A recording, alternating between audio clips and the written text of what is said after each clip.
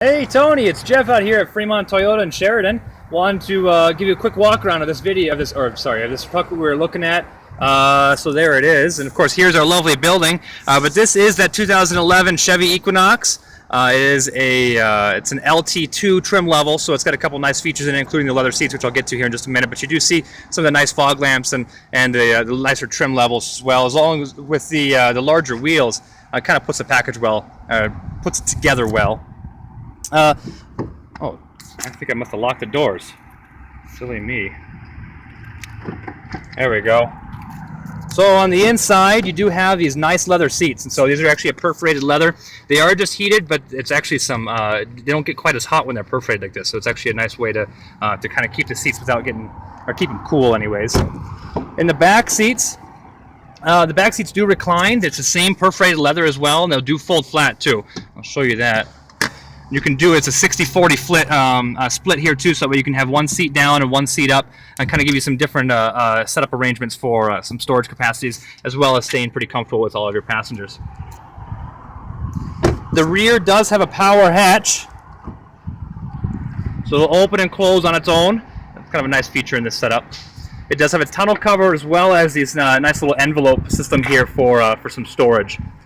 Spare tire underneath here, so you can get some good storage capacities in here. Again, this one does not have the third row. This is the smaller of the two options. The other one having the third row. Those seats will fold flat, but it'll actually be up a little bit higher than this bottom here too, so it'll be stacked up a little bit more. And again, there's the power hatch button, so simply pushing that will close the button back down. In the meantime, I'll show you as it's going down. There's the backup camera, which I'll show you here in just a second as well on the inside. It does have the backup sensors, the parking sensors as well. So you have the backup camera as well as the sensors, so that way you can really keep yourself from hitting anything, I guess, is the best way to put that. The inside, I have to admit, I've always been kind of a Toyota guy, but I really like this layout. And they have some really nice and easy to use controls here on the steering wheel, as well as your Bluetooth controls. You can also seek and find your different radio stations, as well as your volume controls here. You have a kind of a nice layout here to the center dash as well, and this is where you can see the heated seats option, as well as your CD player down here. Good size center console with your USB controls and your traction control here, and of course, you can't forget up top you have your nice big moonroof.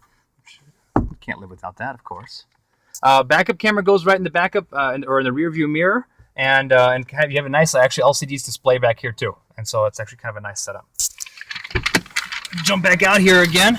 Oh, I really like this. They actually use Pioneer audio in these too. That's something that unfortunately we're using JBLs and Toyotas. I can't complain too much, but Pioneers are nice.